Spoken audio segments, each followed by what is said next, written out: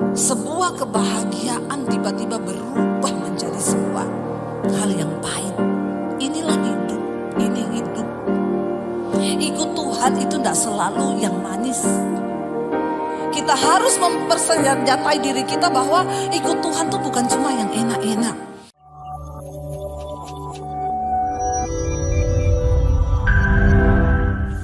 Tuhan, ini bukan hanya sekedar nyanyian yang keluar dari mulut kami, tapi ini kerinduan setiap kami.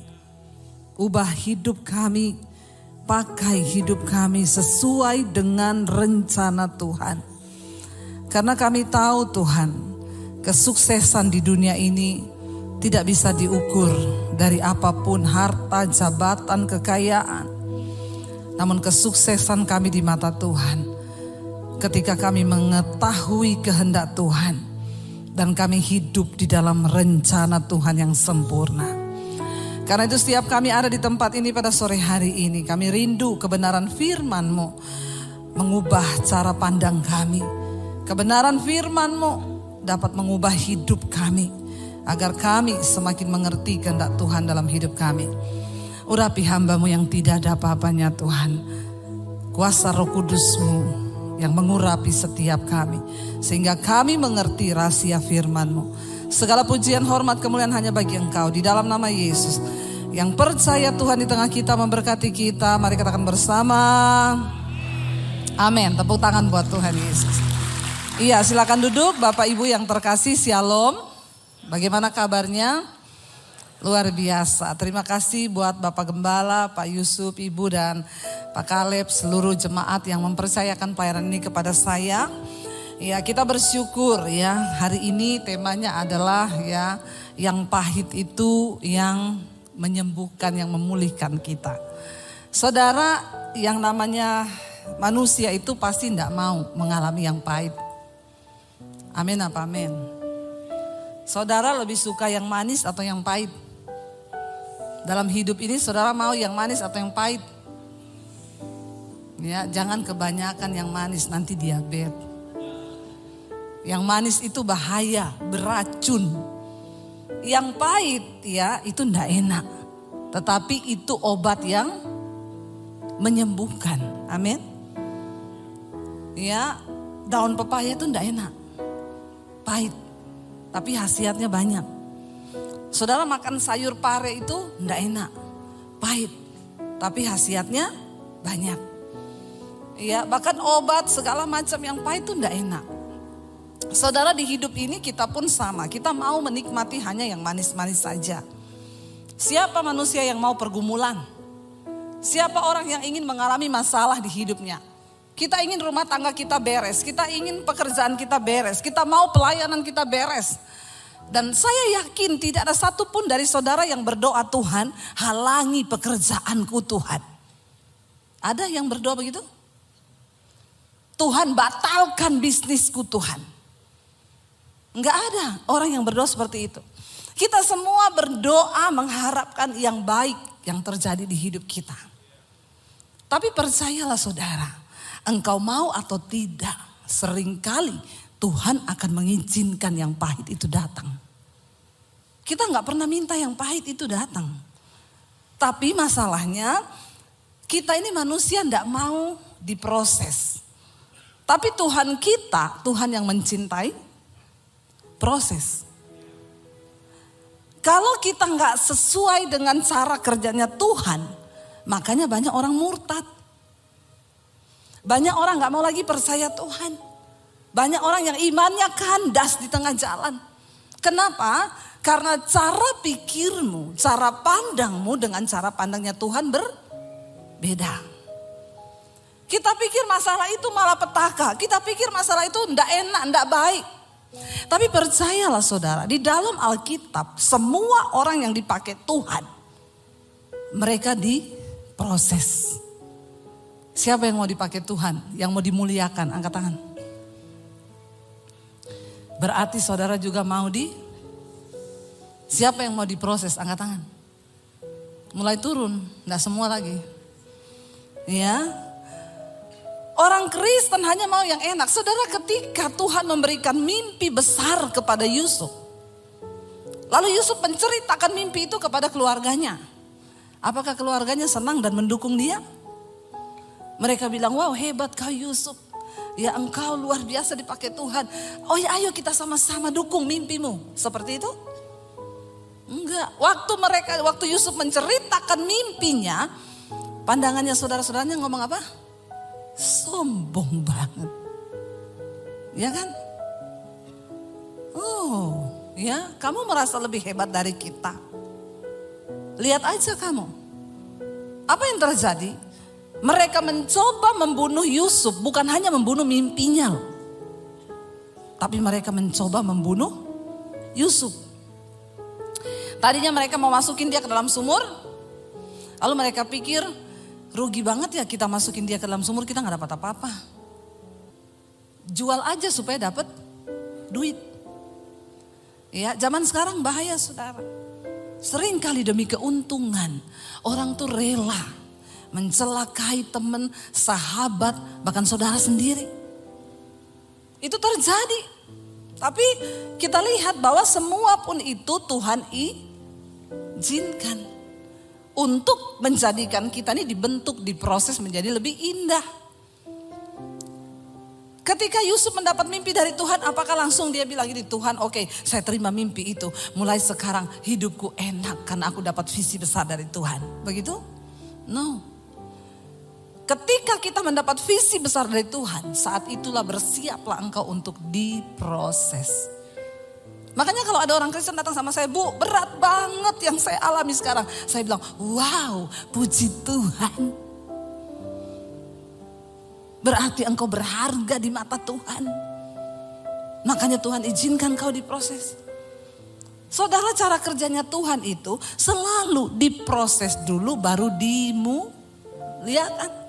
Tapi semua orang Kristen maunya cepat-cepat dimuliakan. Jalan pintas. Tapi Tuhan gak seperti itu. Kita harus melalui proses. Yusuf difitnah, di rumah Potifar, di penjara, dia masuk penjara. Ya, tapi kita tahu bersama, bagi Tuhan, Yusuf tidak ada cara lain untuk engkau menuju istana raja. Pintu penjara adalah jalan untuk Yusuf menuju ke istana raja. Semua proses kepahitan yang kita alami, mungkin itu jalan Tuhan saudara. Makanya jangan terburu-buru. Saya itu kalau orang datang, Bu saya ada masalah Bu, doakan saya. Doakan apa? Biar cepat selesai. Enggak. Saya tidak akan berdoa supaya masalahmu cepat selesai. Saya akan berdoa supaya kau ngerti maksud Tuhan di balik masalah itu. Kalau kau sudah ngerti, bagi Tuhan menyelesaikan masalahmu itu hanya semudah dia berfirman. Tapi bagi orang Kristen itu ya banyak yang gak mau, gak sabar. Saya bilang, kalau kamu bikin jalan pintas lewat masalah ini, bisa banget, bisa kamu minta tolong, kamu punya kenalan, orang hebat, kamu punya koneksi. Tapi engkau akan mengalami ini lagi. Gak tahu bulan depan, tahun depan akan sama persoalanmu.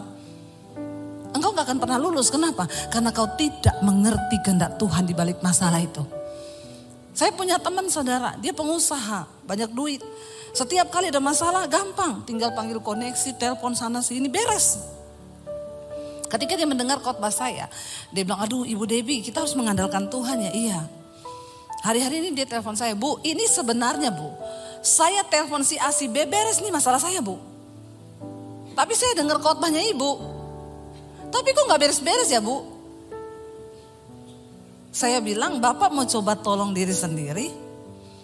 Silakan kalau Bapak mau pakai cara lama.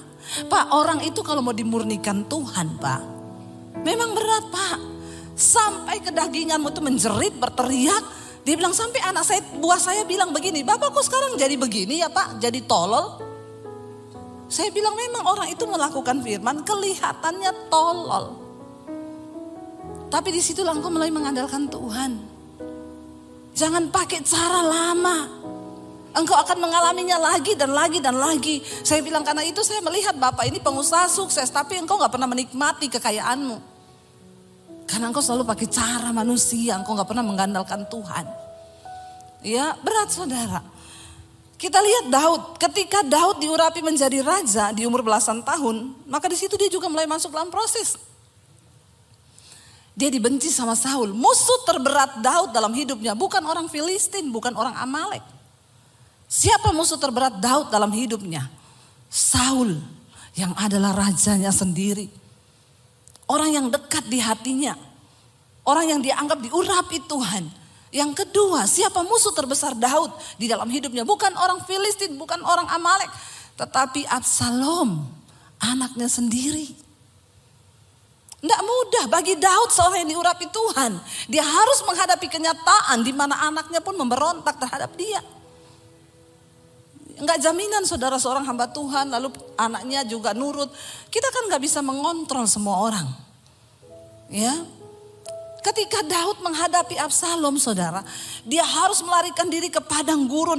Dia harus melarikan diri menyeberangi sungai. Cuma gara-gara apa? Tiba-tiba Absalom merebut tahtanya dan mengusir Daud dari istana. Bahkan ingin membunuh Daud yang adalah ayahnya sendiri. Dan akhirnya ketika Daud melarikan diri, 2 kali Tuhan beri dia kesempatan untuk bisa bunuh Absalom saudara. Bunuh Saul ya. Saul mengejar mereka. Lalu Daud berdiri di samping Saul yang sedang tertidur pulas. Anak buahnya bilang, Raja, firman Tuhan digenapi bahwa Tuhan mengirimkan musuhmu di hadapanmu. Hari ini habisi dia. Aku akan tikam pedangku ke dalam lambungnya. Saul berkata, jangan kau sentuh orang yang diurapi Tuhan. Akhirnya dia potong jubahnya Saul. Dia bawa itu sebagai tanda. Ketika besoknya dia berteriak kepada Saul. Saul, aku ada kesempatan untuk mengambil nyawamu. Ini ujung jubahmu. Tapi aku tidak menyentuhmu karena nyawamu berharga di mataku. Tapi Saul tidak kapok saudara. Dia terus mengejar Daud untuk membunuhnya. Enggak main-main penderitaan yang Daud alami. Sampai waktu yang kedua kali pun Saul tertidur. Daud berdiri di sampingnya. Anak buahnya berkata, Tuhan izinkan aku tusukkan tombakku ke lambungnya. 1 kali tusukan saja dia mati. Daud berkata, kalau memang Saul akan mati, maka dia akan mati karena dia menemukan ajalnya. Karena Tuhan yang mengambil nyawanya, tapi bukan tanganku yang mengambil nyawanya.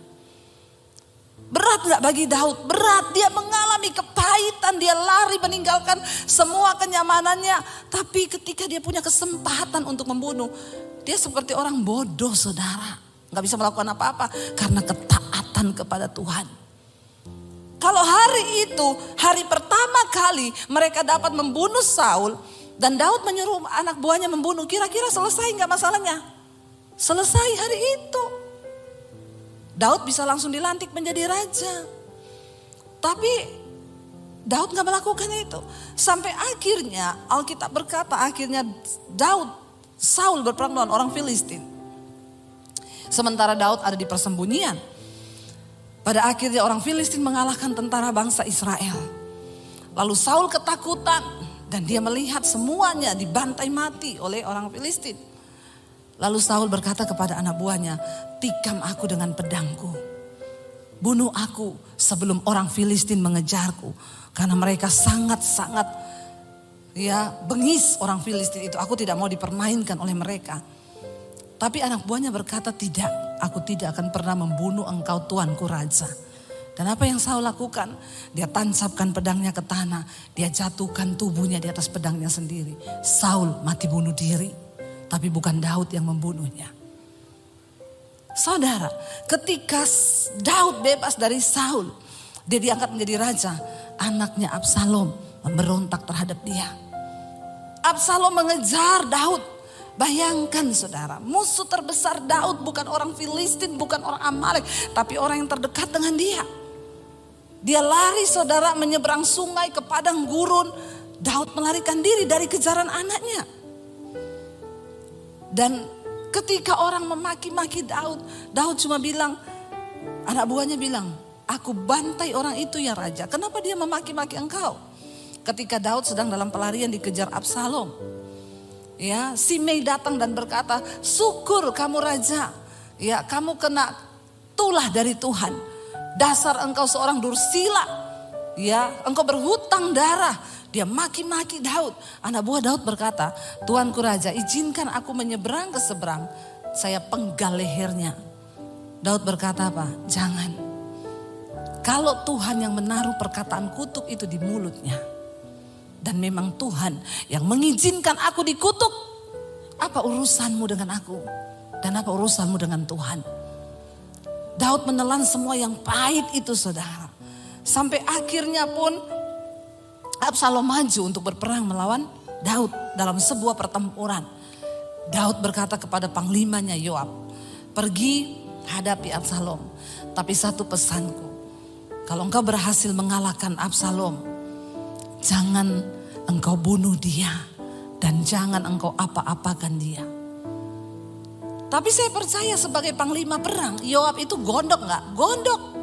Ini Daud ini ya, dia apa-apain orang diem aja, dia apa-apain orang goblok aja, gak mau balas. Ini anaknya ini bikin kita masalah. Saudara pikir enak malam-malam lari menyeberang sungai di tengah padang gurun, mereka harus kelaparan dan lain sebagainya, meninggalkan kenyamanan istana cuma karena satu anak yang namanya Absalom.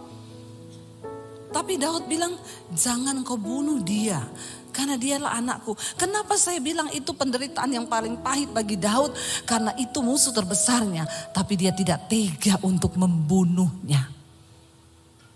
Dia bisa melakukannya. Tapi dia gak bisa lakukan itu. Saudara, apa yang terjadi? Akhirnya ketika mereka maju berperang, Absalom menunggangi bagalnya kudanya dengan seluruh persenjataannya. Tiba-tiba kepalanya nyangkut di pohon. Dan kudanya lari sendiri, Absalom kepalanya nyangkut di pohon. Ketika orang melaporkan kepada Yoab, panglimanya Daud, Absalom tergantung di pohon. Yoab datang membawa tombaknya. Dia tikam lambungnya Absalom dan Absalom mati. Dan ketika Absalom mati, Daud berduka cita. Daud menangis saudara. Ya, seharusnya itu menjadi sorak-sorai. Sebuah kemenangan ketika mereka pulang berperang. Orang kalau pulang perang kan bersorak-sorai kan. Tapi ketika itu mereka masuk ke Israel. Itu seperti orang yang kalah perang. Karena mereka tahu Daud berduka cita atas kemenangannya, kematian anaknya sendiri. Kemenangan berubah menjadi kesedihan. Saudara bisa bayangkan apa yang Daud alami. Saudara, pemazmur berkata begini. Mari kita buka Mazmur 73 ayat yang ke-21. Mazmur 73 ayat yang ke-21 firman Tuhan berkata begini. Kita baca bersama Mazmur 73 ya ayat yang ke-21. Ketika hatiku pahit, ketika hatiku merasa pahit dan buah pinggangku menusuk-nusuk rasanya. Aku dungu dan tidak mengerti seperti hewan aku di dekatmu. Waktu orang itu pahit, sakit hati, mengalami tekanan, maka itu pasti akan berimbas kepada fisiknya. Itu pasti saudara. Kalau saudara banyak masalah, ya pasti saudara mulai sakit tulang, ya itu pasti. Karena makanya Alkitab berkata hati yang gembira itu obat yang manjur. Ya 70% penyakit fisik itu datang dari jiwa, dari hati. Ya, maka dikatakan ketika hatiku merasa pahit, buah pinggangku menusuk-nusuk rasanya. Sakit pinggang itu biasanya karena sakit hati. Nggak usah angkat tangan. Yang sering sakit pinggang di sini, coba periksa hatimu. Ya, mungkin engkau ada kekecewaan di sana. Lepaskan pengampunan. Aku dungu dan tidak mengerti seperti hewan aku di dekatmu. Ketika kita mengalami sesuatu yang berat di hidup ini, kadang-kadang kita ini udah gak ngerti. Bahkan mau ngapain lagi kita udah gak tahu mau ngapain. Aku ini dungu, bodoh seperti hewan, sudah gak bisa mikir. Saudara, saya tadi baru teleponan dengan seorang ibu. Luar biasa, ibu ini mengalami kepahitan yang bukan kepahitan yang dibuat manusia. Jadi beberapa waktu yang lalu saya pelayanan di satu kota. Dia suruh saya doakan anaknya yang menikah sudah beberapa tahun tapi belum punya anak. Jadi saya panggil anak itu, saya doakan, saya tumpang tangan perutnya. Puji Tuhan, setelah saya pulang sebulan kemudian anak itu hamil. Ya, seneng. Keluarga ini seneng, anaknya hamil. Ya, sebulan yang lalu dia melahirkan, saudara. Semua seneng, ya, mamanya seneng dapat cucu. Tiba-tiba ketika anaknya baru berumur 1 bulan, Kamis kemarin, anak ini meninggal. Tapi bukan bayinya, tapi mamahnya. Jadi anak dari ibu ini. Saudara bisa bayangkan, sebuah kebahagiaan tiba-tiba berubah menjadi sebuah hal yang pahit. Inilah hidup, ini hidup. Ikut Tuhan itu tidak selalu yang manis. Kita harus mempersenjatai diri kita bahwa ikut Tuhan tuh bukan cuma yang enak-enak. Saya selalu berkata, saudara, kepada anak Tuhan, engkau ikut Tuhan bukan supaya engkau tidak mengalami masalah di hidupmu. Kenapa engkau harus dekat dengan Tuhan? Karena ketika engkau mengalami masalah, engkau akan beroleh kekuatan sebab engkau dekat dengan Tuhan. Jangan kau kecewa, banyak orang datang, Bu kenapa Tuhan, Bu kenapa Bu, saya sudah sungguh-sungguh ikut Tuhan, saya sudah begini. Saya bilang kau itu dekat Tuhan bukan supaya hidupmu gak ada masalah. Dunia ini tempatnya masalah. Kalau saudara gak mau hadapi masalah, silakan pergi dari dunia. Ya apa ya? Makanya kalau orang datang, Bu Debbie saya itu banyak masalah di hidup saya, kenapa gak pernah selesai? Ibu sudah capek hidup? Ngomong Bu, nanti saya doakan. Karena hanya di dunia orang mati tidak ada masalah. Selama kita hidup pasti ada masalah. Tapi jangan cari-cari masalah buat lo. Jangan cari masalah. Karena hidup ini kita lurus-lurus aja banyak masalah. Kemalangan orang benar itu banyak. Orang benar loh, kemalangannya banyak, saudara. Makanya jangan suka menghakimi juga. Kalau ada orang dalam masalah itu ada dosa, itu pasti ada gini. Enggak, sering kali Tuhan izinkan yang pahit. Saya ingat dulu kami satu keluarga tabrakan, saudara. Mau pelayanan ke Anyer, di mobil kita nyanyi lagu rohani loh.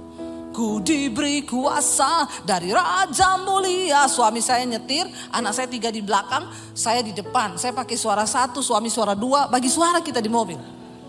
Kurang apa? Mau pergi kita berdoa loh, Tuhan sertai perjalanan kami. Segala roh maut kecelakaan kami patahkan, hancurkan dalam nama Yesus. Pas kita mau exit tol di Cilegon, itu udah mau keluar. Suami saya bangunin saya, siapin uang tol, waktu itu belum pakai kartu. Saya lagi ambil di tas begini, saya tidur. Anak-anak semua tidur di belakang. Saya lagi ambil duit begini, tiba-tiba saya dengar suami saya bilang, Tuhan Yesus tolong. Saya ini baru mau tanya, maksudnya Tuhan Yesus tolong kenapa? Tiba-tiba saudara, saya merasakan benturan yang keras sekali di mobil kami. Mobil kami terlempar, terbalik ke sebelah. Dan itu makanya kenapa kita ini harus selalu hidup kudus, saudara. Kematian itu hanya berjarak 1 detik dari hidup kita. Ngeri. Kita tuh kalau mati begitu, saudara, kita ini udah gak sempat bertobat. Waktu mobil ternyata ada bus dari belakang kami. Busnya namanya laju prima. Lajunya bener-bener prima. Kami ini mobil posisi berhenti di jalan tol. Memang jalan tolnya itu menurun dan berbelok begini. Posisi mobil kami itu berhenti mau bayar tol. Dia tanpa rem melaju dari atas dengan kecepatan yang sangat tinggi. Gak sempat ngerem. Jadi suami saya itu banting setir ke kanan. Di depan kami masih ada 3 mobil. Dia hantam mobil kami, pas di pojokannya mobil kami terlempar terbalik ke sebelah. Lalu dia menghantam lagi 2 mobil, tapi yang paling keras itu di mobil kami karena mobil kami yang kena pertama.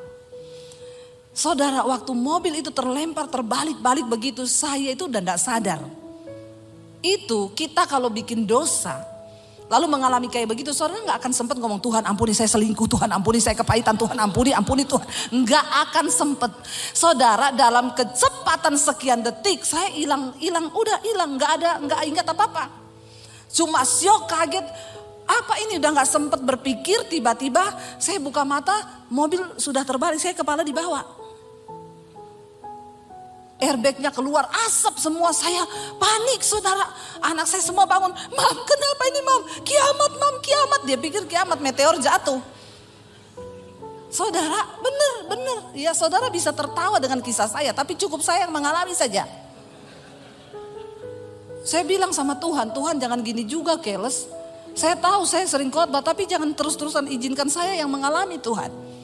Ya cukup saya yang ngalami, saya bisa cerita sama saudara. Makanya memang pengkhotbah itu harus dia ngalami duluan.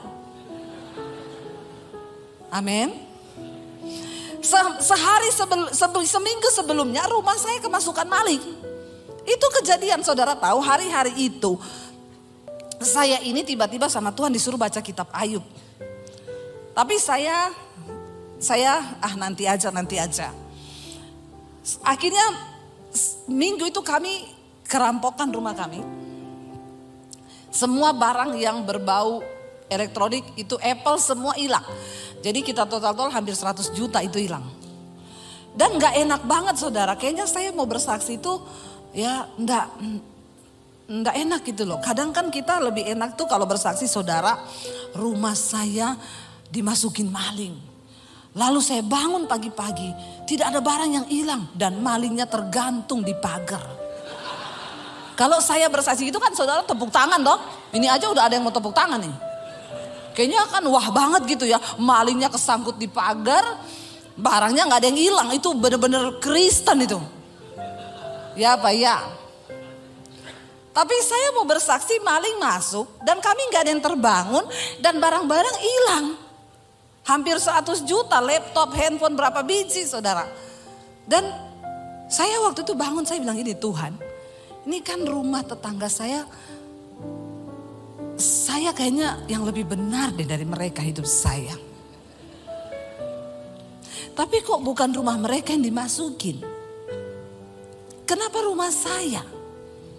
Dan rasanya di gereja itu enggak elegan kita bersaksi begini. Pendeta kok kerampokan?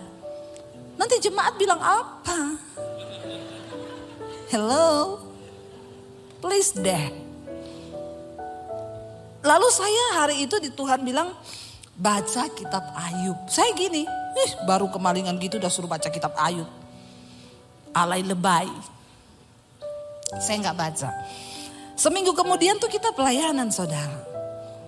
Ya, kita pelayanan udah doa, udah apa kejadian itu. Jadi saya tuh berpikir kalau ini sih sudah hampir nyawa ya, itu mobil hancur 80%.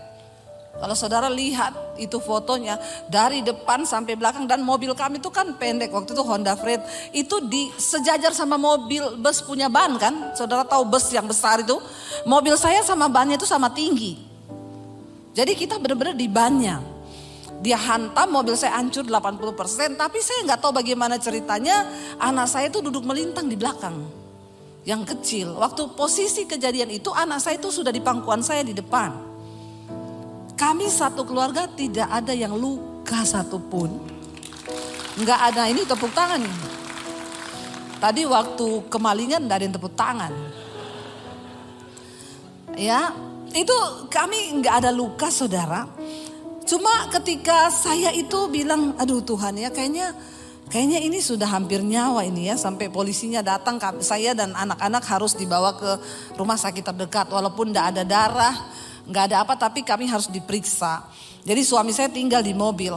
Waktu suami saya tinggal, polisinya datang. Dia bilang gini, waduh Pak, mobilnya hancur ya Pak.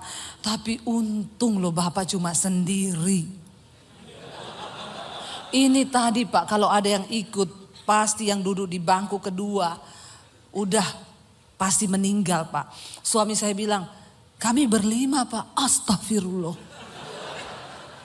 Terus suami saya dipegang punggungnya sama polisi. Terus mana sekarang? Istri saya, anak saya 3 Pak. Polisinya elus-elus suami saya. Ikhtifar ya Pak ya. Ikhtifar. Namanya musibah itu kita tidak ada yang tahu ya Pak. Terus gimana Pak keadaan istri sama anaknya? Suami saya bilang, puji Tuhan gak ada yang luka, gak ada yang apa. Alhamdulillah, Masya Allah, Subhanallah. Suami saya bilang haleluya Pak. Saudara, akhirnya saya pulang saudara. Saudara boleh tepuk tangan. Tapi di hati saya nih, saya pahit saudara sama Tuhan. Saya bilang Tuhan, kenapa bertubi-tubi Tuhan? Apalagi ketika ada orang-orang dekat itu WA, SMS, Bu, saya dengar ibu kecelakaan ya, iya. Introspeksi diri. Itu kata-kata memang memotivator untuk orang semakin kepahitan. Orang lagi ada musibah, ndak usah kau tulis introspeksi diri, ndak usah. Dia pasti sudah, tanpa kau suruh, ndak usah. Kau ndak perlu berkata kalau hanya melukai. Orang-orang Kristen, orang pelayanan, introspeksi diri Bu, ibu kan hamba Tuhan. Dia tambah ayat lagi, firman Tuhan berkata, rancanganku bukan rancangan kecelakaan. Pret, kau ndak ngalami kau. Saya hanya bisa menelan ludah dan berkata, terima kasih Bu, amin. Saya tuh mencoba introspeksi diri ketika kami mengatakan, Tuhan saya tuh salah apa Tuhan? Kalau saya selingkuh, enak saya langsung tahu, ini pasti karena saya selingkuh Tuhan marah toh. Atau saya lagi kepahitan lalu ngalamin gitu, ini pasti karena saya kepahitan nih Tuhan tegur. Langsung bertobat. Masalahnya saya cari-cari, saya gak ketemu salah saya. Stres enggak saudara?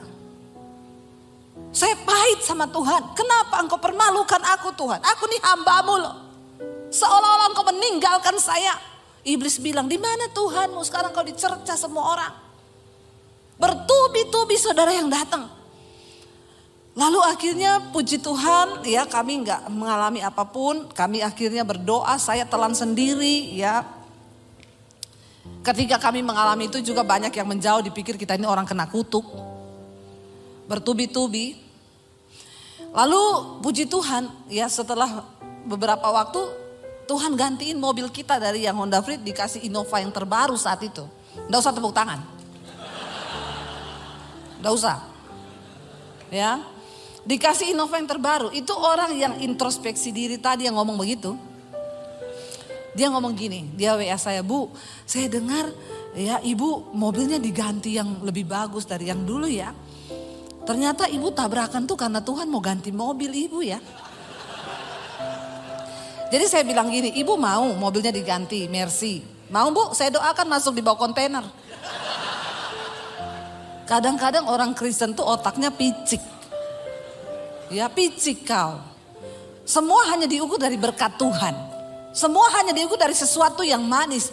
Ada begitu banyak hal yang saya dapatkan saudara. Waktu saya baca kitab Ayub itu. Akhirnya saya baca itu Ayub. Saya baru tahu Tuhan apa yang saya alami ini gak ada apa-apanya dengan apa yang Ayub alami. Saya nangis waktu itu sama Tuhan. Dan saya harus merasakan itu semua.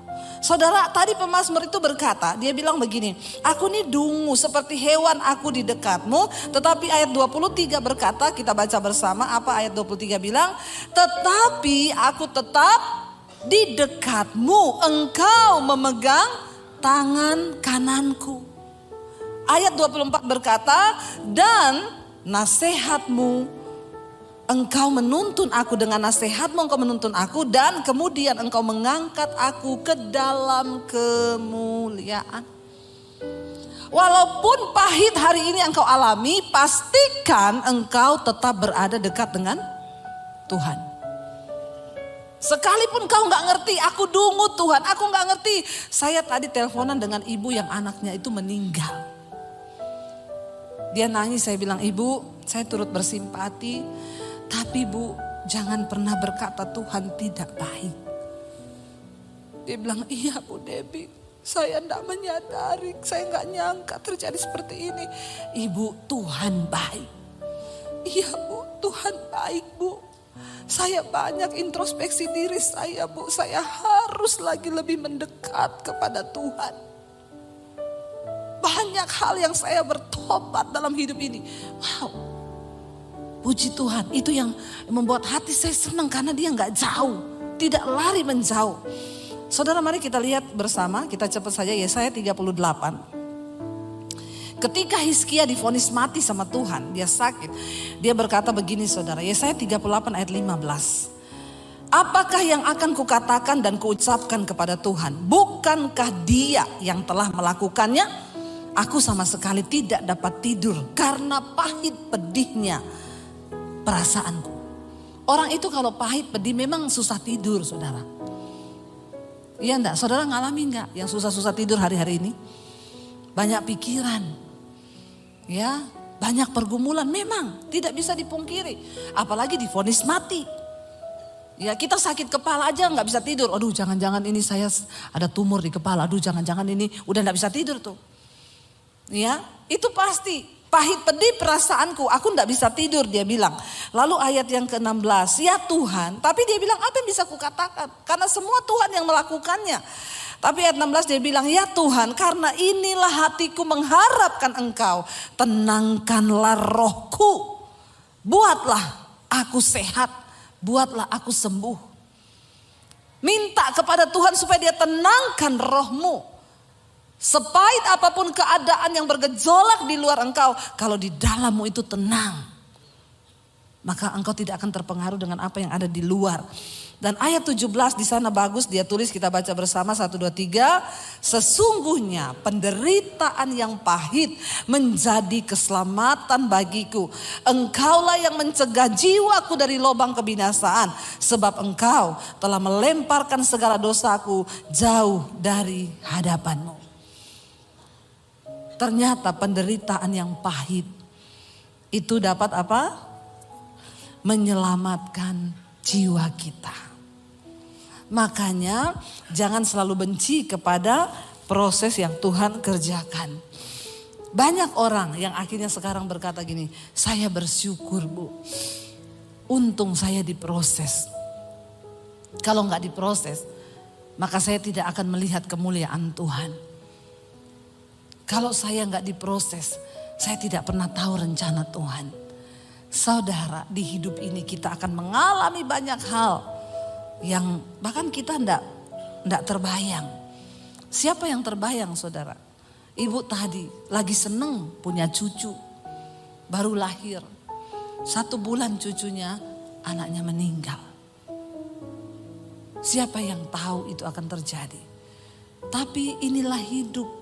Saudara mau atau tidak, seringkali yang pahit itu Tuhan izinkan. Tapi kenapa kita harus selalu dekat dengan Tuhan? Bukan supaya kita tidak mengalami yang pahit, supaya kita beroleh kekuatan ketika Tuhan izinkan proses itu datang. Mari kita bangkit berdiri bersama. Kita mau bilang sama Tuhan, Tuhan seringkali jalan hidup ini tidak terselami.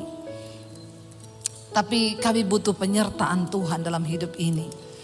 Supaya yang pahit itu di dalam penyertaan Tuhan menjadi sesuatu yang menyembuhkan jiwa kami. Tolong kami tetap taat Tuhan di dalam segala perkara. Kita mau bilang di hadapan Tuhan, penyertaan-Mu sempurna Tuhan. Bahkan rancangan-Mu itu penuh damai di hidup kami. Terima kasih Yesus. Terima kasih Tuhan, ini hidup kami Bapa. Penyertaan-Mu sempurna, rancangan-Mu penuh damai, aman dan sejahtera, walau di tengah badai, ingin ku selalu bersama, rasakan keindahan.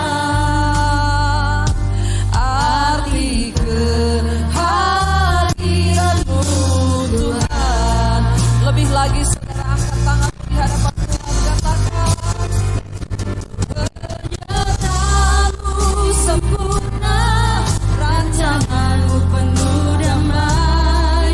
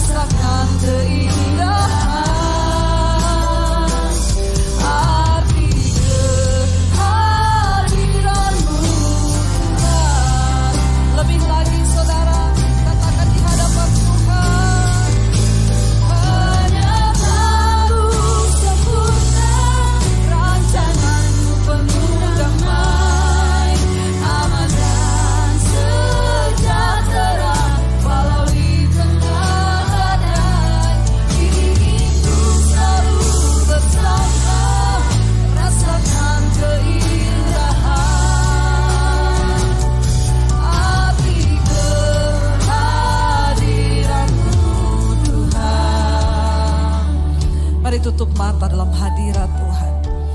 Mungkin hari ini engkau sedang mengalami sesuatu yang bahkan engkau tidak mengerti. Mungkin engkau berkata, Tuhan, engkau tahu perasaanku hari ini, betapa bergejolak, pahit hidupku Tuhan. Saudara, yang pahit itu dapat menyelamatkan jiwamu. Tanya pada Tuhan hari ini, apa maksudmu Tuhan di balik setiap proses yang kami alami? Apa rencanamu Tuhan di balik semua penderitaan ini? Ajar kami untuk mengerti kehendak Tuhan. Ajar kami, karena kami tahu di setiap proses dan masalah di hidup kami, Tuhan sedang turut bekerja mendatangkan kebaikan atas hidup kami, agar kami dapat menggenapi semua rencana Tuhan atas hidup kami. Kami bawa hidup kami hari ini Tuhan. Kami mohon penyertaan Tuhan di dalam setiap keadaan di hidup kami. Penyertaan-Mu itu sempurna bagi kami. Angkat tangan-Mu, katakan, penyertaan-Mu sempurna, rencana-Mu penuh damai, aman dan sejahtera melalui tengah. Saudara, terima kasih sudah menyaksikan channel saya, dan saya berharap semua khotbah-khotbah saya menjadi berkat. Jangan lupa subscribe channel hanya di Debbie Basjir TV. Ya, bukan yang lain. Catat Debbie Basjir TV. Hanya di Debbie Basjir TV. Jangan lupa like, subscribe, dan bagikan ini kepada teman saudara agar semakin banyak orang diberkati. Tuhan memberkati.